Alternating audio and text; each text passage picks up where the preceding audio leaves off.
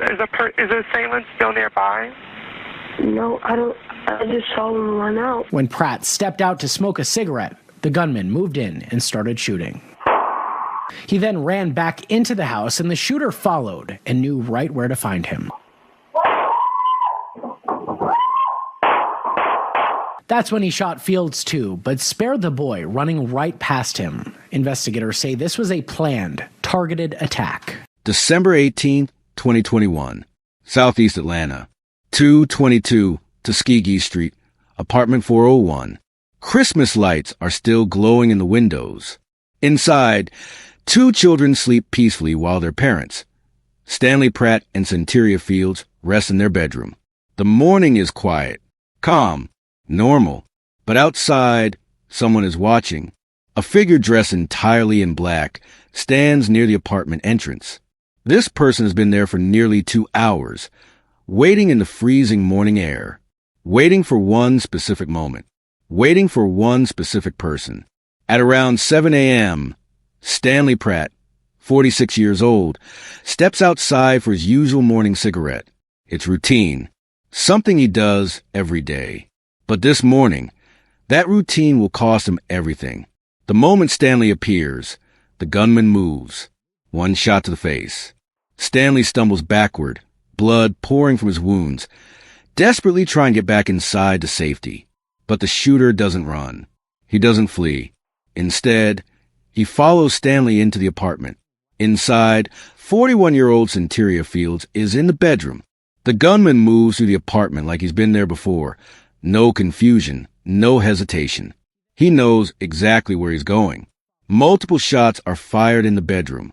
Stanley Pratt and Centuria Fields are both killed.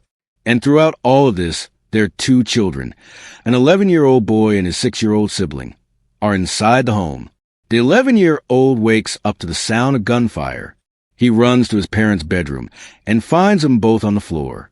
In a panic, he calls 911, his voice shaking as he tells the operator what he's seeing. Here's what makes this case even more disturbing. There was no forced entry. Nothing was stolen. The killer knew the layout of the apartment. He knew Stanley's morning routine. He knew exactly when Stanley would step outside. This wasn't a robbery gone wrong. This wasn't random violence. This was an execution. And it was all caught on camera. A Nest camera inside the living room recorded Stanley retreating into the bedroom, the shooter following close behind. Outside, security footage shows the gunman lurking in the shadows for hours before striking. Detective Jarion Shepard from the Atlanta Police Homicide Cold Case Unit believes the killer knew Stanley personally, someone from his inner circle, someone he trusted. And Centuria? She was just in the wrong place at the worst possible time. Despite having video evidence, despite having footage of the attack, this case went cold. The person responsible is still out there. Now, let's take a closer look at what investigators found and hear directly from the family members who are still searching for answers. Good morning, Andrew Smith, Atlanta Homicide Commander. Thank you all for joining us today as we have some information we would like to put out. We really need the community's help in this. Referring to the double homicide of Stanley Pratt and Centuria Fields, this happened during the early morning hours of December 18th, 2021. This occurred in southeast Atlanta at 222 Tuskegee Street, Southeast, apartment 401. On the early morning hours, Mr. Pratt and Ms. Fields were shot to death. This occurred in the presence of an 11-year-old. Right now, I'm going to hand the case over to Detective Shepard, who is the lead on this cold case. So, Detective Jarion Shepard, Homicide Cold Case Unit. Like Lieutenant said, this incident happened December 18th, 2021, in the early morning hours, about 7 o'clock. Mr. Pratt walked outside to smoke a cigarette. Also on video, we have the perpetrator lingering in the area, waiting on him to come out. At that time, the perpetrator approached him, shot him one time in the face, Mr. Pratt retreated back into his bedroom, seeking shelter. The perpetrator then followed him into the bedroom. That's where he gunned down both Mr. Pratt and Ms. Fields within earshot and eyesight of their 11-year-old child and 6-year-old child.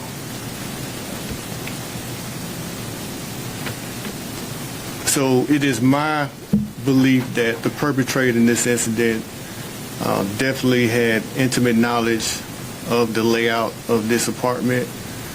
He had intimate knowledge of the going abouts between Mr. Pratt and his early morning routine. I do believe that the perpetrator is within this circle of Mr. Pratt. And it is definitely important to get this information out, to reach certain people within those circles so we can get this information, so we can get this case to a good resolution. We're going to just play that video one more time. Yeah, and then we're going to move to 911 audio, and we'll let you know when we can take questions. But we're going to play this one more time and go to the 911 audio. Shepard, if you can just describe what's going on in the video. Can you get behind the microphone so we can hear you? Okay, yeah, that'd be great. You can stand in front if you need to see it. Yeah, I need to see it. Yeah. So at this time, this is Mr. Pratt retreating to his bedroom. He's already shot in the face. There's no sound, but you can't hear it, but he's going into the bedroom retrieving. He's gargling because he's gargling blood. The purpose is the perpetrator follows him in.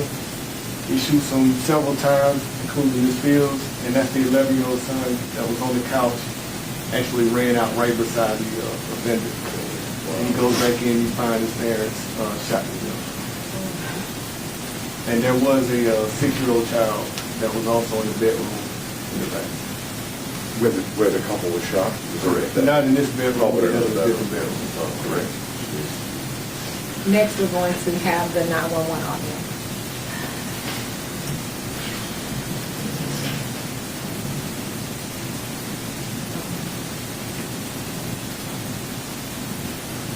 Atlanta 911 operator 7933, what's the address of your emergency?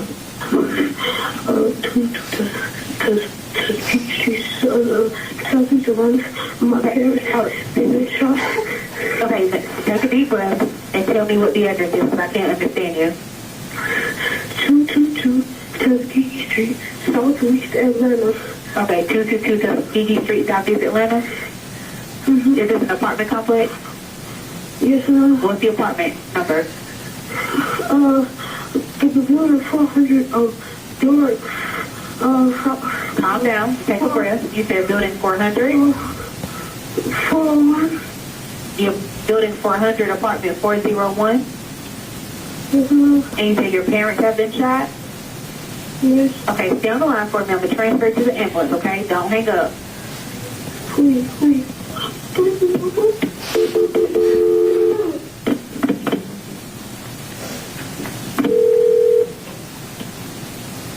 EMS, operator 901, what's the address to the emergency? Atlanta with the transfer. The address is 222 Tuskegee Street, Southeast, apartment 401.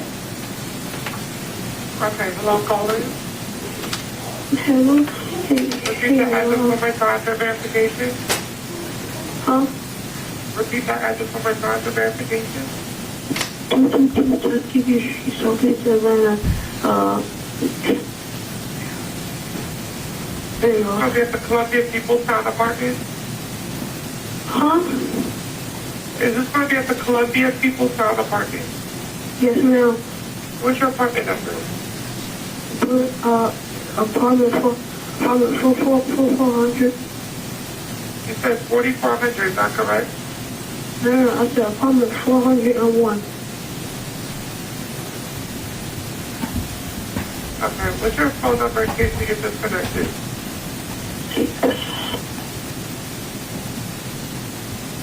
Tell me exactly what happened. So I was asleep. I woke up hearing gunshots, and I woke up and my parents were on the floor. I went to my phone and I called the police. And I received a complete phone because I don't know how to my parents. Okay, so both of your parents were shot, is that correct? Yes, ma'am. Okay, Elena, can we get fire PD? I'm not a which operator. 7933, they're already started. Okay, hello? Hello? Okay, give me 1 minute. I'm just Okay, can I call my dad? I have to ask you a couple questions to update the paramedics, okay? Okay, please. Okay. Alright. Give me 1 minute. Alright. And you said both of your parents were shot, is that correct? Yes, ma'am. Okay. Alright. Okay, give me 1 minute. How far is it away? I'm not allowed to give ETAs, but we do have this call sent over at dispatch. I have a couple questions to ask you. You're doing great, okay? Is the Samus still nearby? No, I don't. I just saw him run out. Okay. Is there any serious bleeding? I'll go check. Okay, go check and then come right back to the phone, okay?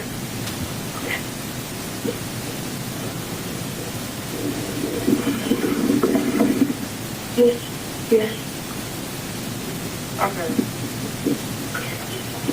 yes, ma'am. Okay. You're doing great, okay? Are they completely alert? No, they're not moving up there still. Okay. Okay, what part of the body was injured? My boyfriend in the face, and I can't tell my mom was shot. Okay. Doing great, okay? Okay, please, I don't know if I'm safe. Okay, I'm just going to give you, I just have a couple questions. I'm just going to give you help, okay? Is there more than one wound? Yeah, there's 1, 2, 3 rooms. Okay. So I'm arranging help team now. Stay online. I'll say exactly what to do next. Keep very quiet and stay out of sight until they send me if there's been release the scene, okay? I'm going to tell you how to stop the bleeding. Listen carefully. Make sure you do it right, okay?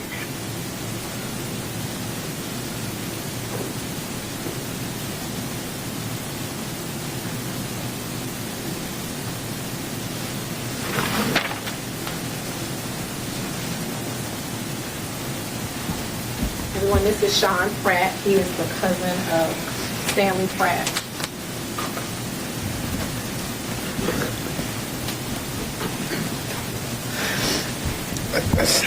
I really don't got too much to say. I just want the killer to get found. It's a lot of pain. You see what we going through. So, I mean, just get them for. I don't want to do no threats and nothing like that. Just get them off the streets before we get them. I mean, I don't know what else to say. Really. Yeah. Hi, my name is Cherie.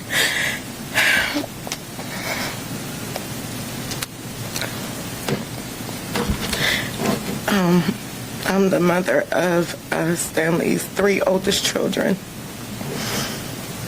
and also now a grandparent.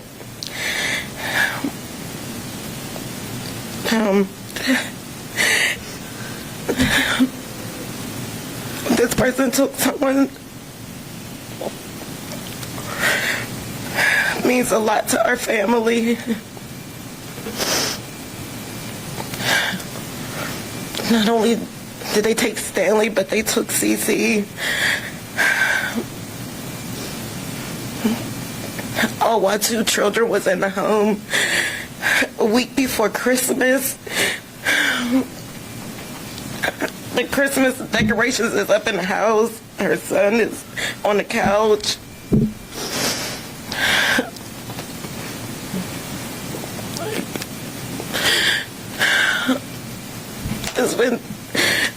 It's been since 2021. We need him found. He sat out for almost 2 hours waiting on Stanley to come outside. Like, somebody, did y'all see anything? Did y'all see him standing there? Did y'all hear the gunshots? Did y'all hear screaming? The poor kids in the house had to witness their mother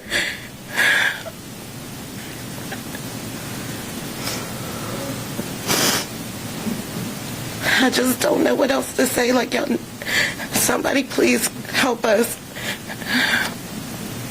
Help solve this case. This hurts really bad. Stanley was a father of 7 children. I am the mother of 3, oldest. All of his children and his family were hurting. Cece's family and children are hurting. Please, y'all. We want to get justice.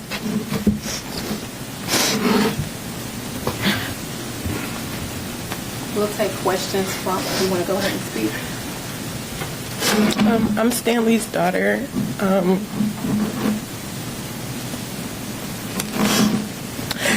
He was just starting to come back around and be there for us. Whoever did this took him at the time where he was trying the hardest in his life to do good. I have his first grandchild, and now he can't meet him. He doesn't know what he looks like. We have to now go to a gravesite so he can see him, and so he can know that he had a granddad. Whoever did this, you took a loved man. You took a trying man. And that's the worst thing that you can do. So if anybody has any information, please just give it, say it, even if it's anonymous. That's all I have to say. Justice for my dad.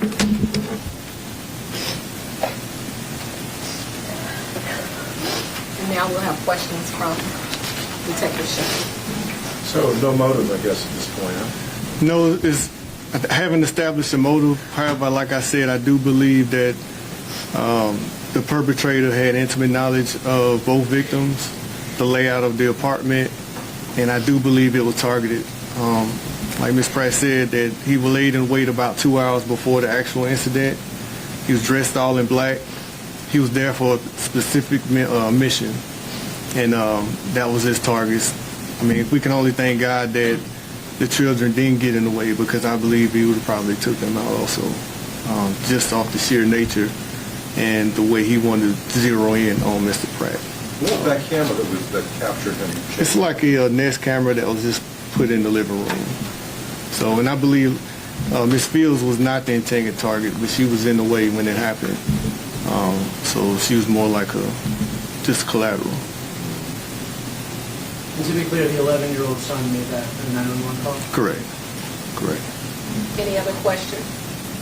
I'm just curious about the timeline. It has been a while now. Why now? Why release this video now? Why come to the public? So, of course, you know, cold cases, we work till the leads are exhausted, and we go over back and look at the cold cases, what new can happen. In this particular case, we need more evidence. We need people with first-hand knowledge to come forward. So that can be the timeline that kind of pushes up. We're coming up on Mother's Day. They don't have a mother anymore. This happened right around the holidays. So we go over the case, look at it, and determine what needs to be done. And I think this will be a big help for the case, getting information from the public. You mentioned you needed more evidence. Was there anything in particular in re-reviewing this case that stood out that made you say this might be the thing that has prompted us to ask for the public's help again? That's a good question. So we look at evidence, we look at physical and non-physical evidence. We look at circumstantial and non-circumstantial evidence. In this particular case, we need the help. We need public help from the public. We need actual witness testimony, because I can't speak on the exact evidence that we have, because I don't want to give too much out. But to push this forward, I need somebody with some first-hand knowledge to come forward. And I do believe that getting out, this perpetrator is in certain circles. And all it takes is 1 or 2 people inside those circles to bring me information. You mentioned before about him laying in wait outside for 2 hours. Is there any surveillance video of that? It is. We didn't release that for different reasons. I didn't want to release that. Correct. And you're not able to identify his face or anything from that? No, it's from a distance, but you can see the figure, because it was dark at that time. And like I said, he laid in wait. Of course, when people wake up, they start turning on their lights. This particular bedroom light cut on. This person was feet away from their bedroom. They knew when he would come outside and smoke. Suspect then made his approach. Is there any indication that this is a hired hit, a professional job? That's impossible to determine. But I will say that it was definitely directed at Mr. Pratt. That's what I can confidently say. Higher hits and stuff like that without evidence, I can't speak on that.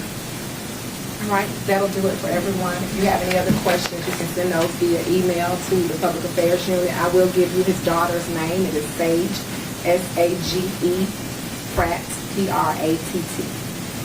Thank you, everyone. Thank you. Thank you.